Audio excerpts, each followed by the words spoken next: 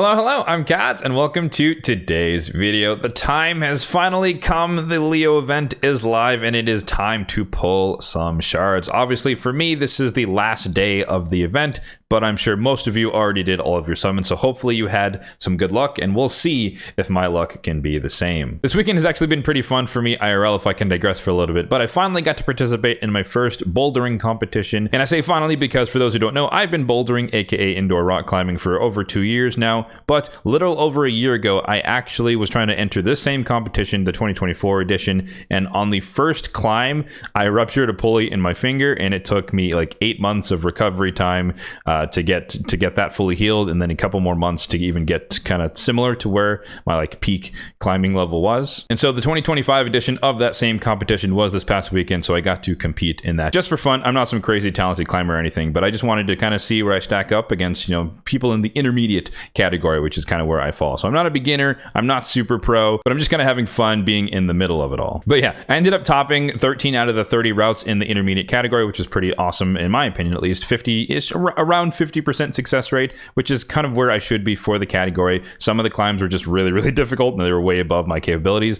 and a lot of them were relatively easy that I could just kind of do them in one go, and a couple were that took a few tries. So it's pretty much exactly where I should be, because if I was able to do all 30 on the first or second go, then I should be in a better category. So I'm kind of right where I should be, which is kind of confirmation that I'm officially an intermediate climber. But anyways, enough about me and climbing. That's not what you came here for. You came here for the dopamine for the shard pull. So of course, we're going to be working towards Leo in the Swordmaster's path here. Like I said, we're on the last day because I wanted to give myself enough time to farm up some, or however many sacreds I could worth of points. And so you can see here, we're just over 9,000 points, meaning that I have shaved off 2 sacreds from the grand total cost of 25. So we'll be pulling 23 sacreds today. And the Gear Hunters aspect of the Swordmaster's path was a combination of, I think, Ice Golem, there was a turn attack tournament, there was a Spider turn attack tournament as well. There was some dead time in between, like yesterday where I was working on Ice Golem just because I wanted to farm some reflex gear.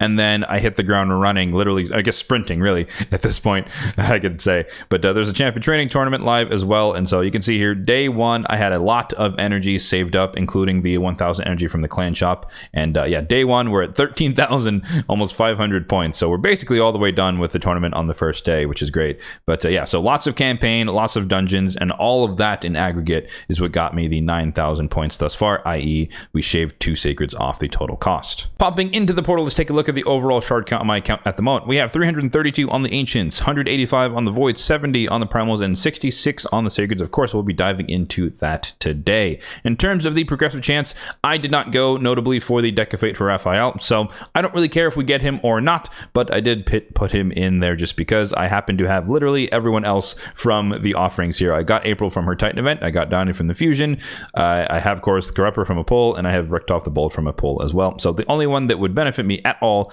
would be Raphael, and of course that he would be the 4th turtle, because obviously we're going to get Leo here, and that would solidify my collection of the all 4 of them. But that's not really a particular goal of mine. I'm personally happy with Leonardo plus Donnie. I think that's enough for my needs on my account. In terms of Mercy, I can pop up my Mercy tracker on the screen here. If you would like a copy of this, it's in the description box down below. But yeah, we've been holding out for basically, it feels like 2-3 months now, not pulling any sacreds. But this event, it doesn't really matter when you have to pull this many amount of shards, because we're in Mercy, but we're most likely, we're guaranteed to get at least 1 legendary from today's session by going through hitting Mercy. And then so odds are, running, back of the napkin math here, like the worst cases, we just get 1 legendary from Mercy, and then we just go on a horrendously unlucky streak. That's possible, but I think that's not likely. I would say that most likely outcome is that we get 2 legendaries today, but we could get luckier and get more, so we'll have to see. But yeah, we're going to be ruining our Mercy today, so rip Sacred Pogo if that happens to be in the near term. But you never know, we could build up another streak towards Mercy with some bad RNG, so we'll see where things end up after we do our summons. In terms of who I'm hoping will pop out of these shards in terms of legendaries, let me go through my top 5, because as I said, my prediction is that we're going to walk away with at least 2 legendaries today. So number 1 is Glaikad of the Meltwater, number 2 is Molly Tankard, number 3 is Martyr, number 4 is Freya Fate Weaver, and number 5 is Grand Oak Padrig. Now of course, we're also going to see a lot of epics along the way, so any and all duplicate epics for empowerment will be useful. And I think if I had to pick one, maybe Rector Wrath would be number 1, just because she's at +3 on my account, and I would like to get her to +5 4. So a fully empowered Rector Wrath. All right, now let's get into the pools. We've got enough space, we've got tons of cash, and hopefully we get some pretty decent luck. Again, my hope / prediction is that we can walk away with at least 2 legendaries from today's session, but we will have to see. Frostbringer, terrible epic, all the freeze centric stuff around her kit, and yet she does not bring freeze at all in her kit, but she does have heal reduction for some reason, so she could be useful for Amius. There's our mercy proc, and yes, we actually hit a wishlist champion. Let's go. We've got Molly Tanker number 2 on my list. This is awesome. Perfect. We get to test her out in Hydra, maybe in some arena context, but with Stone Skin, maybe less so on that aspect of it. But this is fantastic. Let's start with the A3. It's a single target revive, and that ally gets block damage, so it protects them. Really, really solid revival. She has the AoE provoke for 1 turn that is affinity friendly because it is not an attack. She just places provoke, so that is great. Let's reflect damage on herself so she can function a little bit as a mischief tank to a degree, depending upon the other buffs on your team.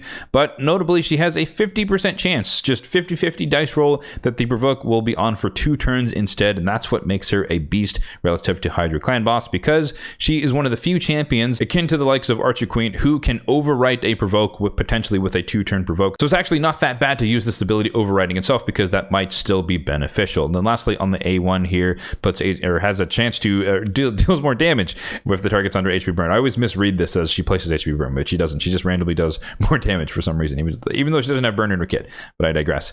And then one of the most powerful aspects of her kit is her passive here. It'll just fill turn meter of all allies by 50% when she is hit on a 1-turn cooldown when booked. So she has to take 1 turn in between, but every turn will reset the passive unless you can get more turn meter fill. And notably, the turn meter actually increases, not decreases, when it comes to bosses. So you get a full team 25% turn meter boost whenever a boss hits her. Again, thinking of Hydra Clan Boss, there are tons and tons of AoEs, so this is going to be proccing a lot. Again, she has to take a turn in between, but still, overall, it's going to be proccing a lot. All right, well, that is a great start here. We procced our Mercy, and we got number 2 on the wish list. Honestly, at this point, I don't really care what happens, but we're just kind of getting started here. That was the second Sacred Inn, so we still have 21 more to go. So let's see if we can hit my prediction and get double legendary along the way. Back to back would have been absolutely insane. Tomoe, not that great of an epic, unfortunately. And yes, I guess it's worth mentioning as well, there's no 2x rates going on right now, so we are at the mercy, so to speak, of the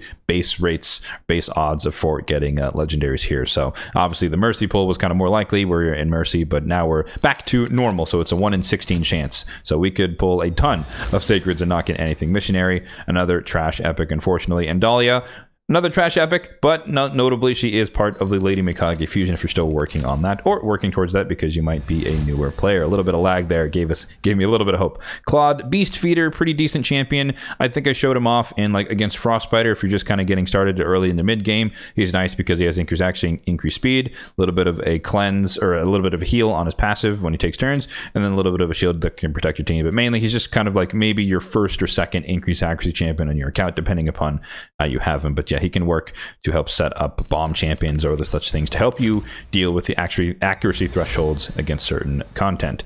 This is Chancellor Yasmin, a very, very underwhelming epic who seems like she should do something here with the buff strip and then a sleep, but it's only a 75% chance to happen, so not reliable. You want 100% chance if you want to try and remove buffs. You don't want 75. It's just not that great. Moving along to another epic, Galcut, pretty trash, but notably, if you don't have a War Mother and you need to do that bomb a trial for hard mode faction wars, he's kind of your best bet or your only bet potentially. So 2-turn bomb on a 4-turn cooldown, so that he's notable for that reason. But if you're lucky enough to have War Mother like myself, then she's a lot easier to place the bombs that do damage to kill the enemies. Gory here had a little bit of a claim to fame when hard mode Fire Knight first came out with this 3-hitter that can place freezes, 100% chance each time, but with the release of Crowden and then subsequently Neldor, he definitely fell off the face of the earth in terms of utility. So we're definitely hitting the dry streak here as expected with the base rates. Anax, one of my favorite epics in the game who I barely get to use, but I love his aesthetic, the little mummified undead guy, but one of the strongest Demon Lord Clan Boss DPSs, especially, well, I guess it doesn't really matter, as long as it allows for a relentless set in the speed tune, he can work in any unkillable and or block damage composition, but decrease defense and weaken, and then the poisons as well, so a massive damage there that can contend with the likes of a lot of legendaries for an old school Demon Lord unkillable, I should say, maybe Demon Lord Clan Boss team. Next up, we have Masamoto, who is relatively underwhelming in my opinion, but a lot of people swear by him as a DPS in the Cursed City. I have not personally built him for that purpose, so I cannot endorse him for that, but unless I've seen other people do it. Gorlov's Helma, pretty decent. Pretty much your quintessential debuffer for the Demon Spawn faction, unless you happen to have Sissy of Flame Tongue. He is my debuffer on my account, AoE decrease defense on a 3-turn cooldown. That's primarily his main purpose. Let's keep it going here. I think we have 10-ish more to go. We need to stop at 44 Sacreds. It's behind my head, but I can see it on my screen. Carlinia, one of the 2 candle-headed champions in the game, but yeah, not much to say about her. I think she was a former Fusion Epic. Don't ask me who for, because that was a very, very long time ago. Mausoleum Mage, decent champion. Used to be, like, his old claim to fame was like a seer setup champion with the 3 relatively unique buffs here that you can rip off and nuke waves, but nowadays there are plenty of other champions who can do that role. So he's more of a Cursed City champion, I think, just kind of protecting your team with these debuffs and then having a cleanse and potentially a heal. So that is primarily his utility nowadays. I don't really see him used much outside of that. Keeping it going here, we've got Aox, the Remember, super solid champion. It's a really cool passive here that can extend the duration of debuffs. He's really good into like Scarab King type situations, Blood Shield. He's good into Iron Twins, notably paired with the Geomancer. That was his kind of claim to fame. And yeah, really useful A3, AoE decreased attack with decreased crit rate, which can prevent bosses potentially from critting on you. A decent amount of heal depending on the debuffs, and then poisons on the A1. So super solid champion. Nothing crazy, but I think his primary utility is the passive synergizing with other people. Second legendary, here we go, and it is a duplicate champion of a previous Fragment Summon champion. So Brugard Jeroboam, a relatively underwhelming champion. He can increase the duration of enemy debuffs and increase the duration of ally buffs. So he's another buff manipulation type champion, but it's on a 4-turn cooldown when booked, which is pretty trash. Full cleanse here, and can place a shield. It's okay. And then, yeah, decreasing abilities on the A1, which can be decent, but that's kind of not common, but a lot of champions have that. And then we had, supposedly this is meant to be some sort of anti-Armand's Tormund type thing going on, where he can, remove debuffs. Kind of, he doesn't really do anything, unfortunately. I did go for him. I don't think I've summoned him, but I might have to now at this point for the Faction Guardian slot. But yeah, he's just not that great. So not much else to say about him, unfortunately. But we did get our 2 legendaries for this session. Again, I'm not complaining. We got our Molly, so I am more than happy overall. And yes, we get Leo as well, so we effectively get 3 legendaries no matter what. But Luria, notable for the AoE potential to freeze here, but also decently hard hitting, and it has a chance to block revive. Thinking more, once again, Cursed City type champion here. Super solid as a nuker. 5 more Sacreds to go, and then we can wrap it up and go through the path. Oh, no, we get 3 legendaries, and it is another duplicate. Rip the progressive chance for Raphael. That was the 25x. That did not happen to proc for us, but Bambus Fourleaf, another previous fusion champion who, honestly, he seemed like he had some cool kind of niche potential, but really didn't end up being used anywhere. So I kind of think he needs a little bit of a rework to kind of improve what he's meant to do, or what they thought he's supposed to do. But essentially his kit revolves around putting himself to sleep. His passive will transfer any debuffs to him, aside from CC debuffs, and then at the start of his turn, when he wakes up from the sleep, he'll remove any sleep, and then he'll put he'll transfer all the debuffs that he collected from everybody else while he was asleep to the enemy with the highest resistance, and that effect cannot be resisted. So it can be kind of cool in some situations. I think like Nubkex was infamous when he first came out for running him in like Avenging set into a Dragon Hard mode, and so he would counterattack, put himself to sleep, because he puts himself to sleep after every single ability. He would soak up all the poisons, and then when he'd get his turn, he'd throw all the poisons on the dragon, and that was a really cool, like, niche but really cool application of his kit. But other than that, he's kind of okay in Hydra. Increase accuracy, increase attack. Enfeeble doesn't work on bosses, of course, and then he can place decrease accuracy, but it's on a 4-turn cooldown, which is not that great. And then you also have a shield, but they can, a little bit of manipulation of buffs, but once again, it's on a 4-turn cooldown. So his cooldowns are just a little bit too long, I think, is kind of where he falls a bit short. And the debuffs, there's just a little bit missing there. I think he would need increase accuracy, increase attack, decrease accuracy, maybe decrease attack. That would have been nice. Or decrease something else in his kit. And then a potential to AoE on the A1 if the conditions are met here. Then he can place AoE decrease speed. So he's meant to be a decent Hydra champion, but the cooldowns are just a little bit too long, unfortunately, for him. So let's keep it going here. 3 legendaries. Nice. That is exactly what we want to see. So we beat the odds, or we at least beat my expectations, but we have 4 more sacreds to go. So Zargala, always a good old school champion. Relatively hard-hitting ability here on the A2 on a 2-turn cooldown, and then most infamous for the AoE triple hitter that can place decreased defense. So she can function as a debuffer. She's not the best for the Orc faction. I think Duck the Pierced is objectively the best debuffer, but she's a decent DPS. You'll see her a lot, or use her a lot in like Doom Tower Secret Rooms and or the Cursed City. 3 Sacreds to go. Let's end it on a high note, perhaps, or do we just continue on with the string of epics, which is probably fair at this point. Tashada buffed maybe a couple of years ago at this point, but she does have a 3-turn cooldown revive here, 40% HP, 40% turn meter, but you know, she's barbarian, so most people are guaranteed to have Soul of the Drake, so you don't really need this champion, but nonetheless, she can be your second reviver if you do need to use her for that purpose, but I think most people will not be using her for that purpose. Last 2 Sacreds, here we go. Marksman, trash, and then the last one, let's see if we can end it on a high note. No, we ended on an epic, and it is another Luria, so I guess a duplicate of that one. I think mine might be fully empowered at +4, but if she's not, then 2 more copies might actually make her fully empowered, so we'll see about that. All right, so we are down to 44 on the Sacreds, which according to my math means that we should be done. So if we check in on the path, we are targeting, let me check my other spreadsheet here. I think it's 108,000 or no, 112,000. So we're actually a little bit shy. Okay, apparently we did something incorrectly here. So we need one more. I think we need one more Sacred. So a little bit off there, unfortunately. It's all good. All good. We can jump right in there. Get ourselves one quick legendary there. No, I'm just kidding. Should be another epic. No big deal. It's a hound. You can tell by the spawn of the or the portal being a little bit higher or lower there, or the camera being low, but it doesn't really matter. Okay, Terror Beast, reflect damage, decent-ish for like Fire Knight type stuff, but not that amazing. There we go. All right, so we're one off. There we go. 112.5 is the target for what we needed to guarantee ourselves the champion. So let's go down the path here. Don't really care much about the which brew we take, so let's go Force, I guess. I think I personally, well, it doesn't really matter. We have to go down the left side anyways, but let's go through here. Let's go through the charm. Sure. Let's grab the key. That's the one key that we need. And then we come all the way down here on the left-hand side through all of this.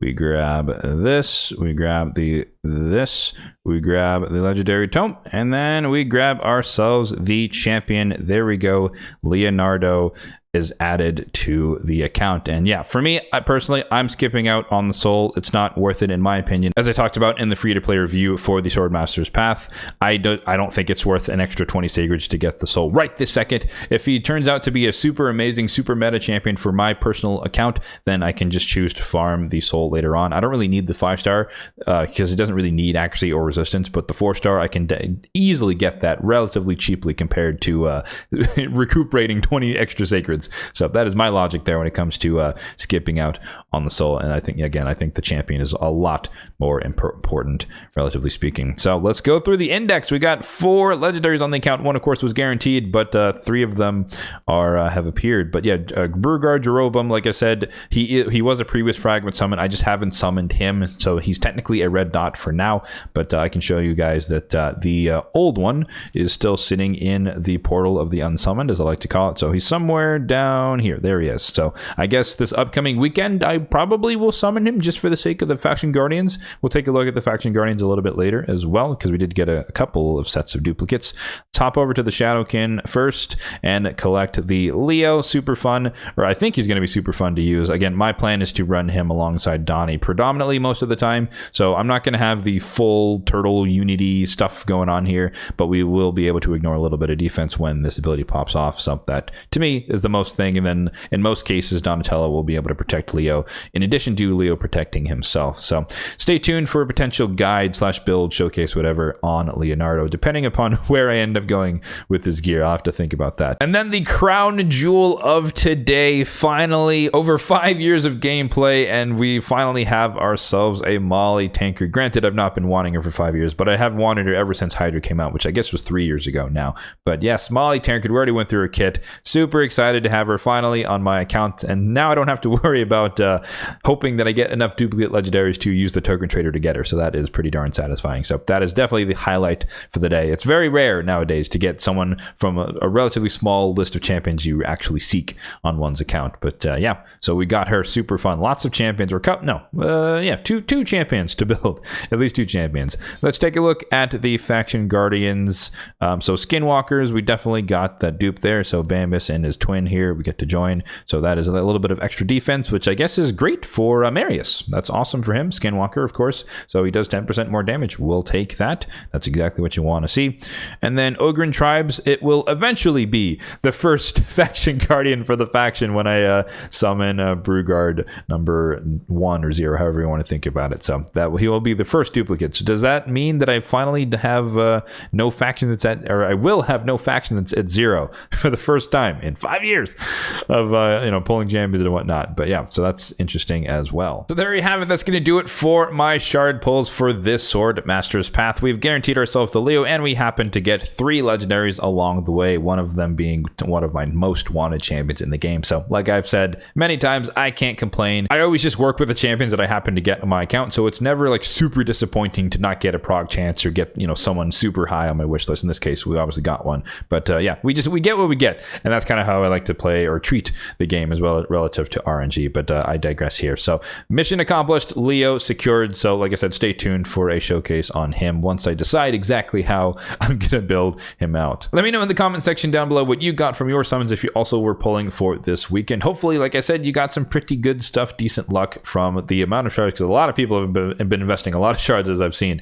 into this. So hopefully you're able to get something good for your efforts. As always, if you did enjoy this video, then be sure to hit the like button down below. It really does help out the channel, and feel free to hit the subscribe button down below as well, if and only if you're enjoying the content overall on this channel for more content just like this one in the future. Thanks for watching, and have a good one.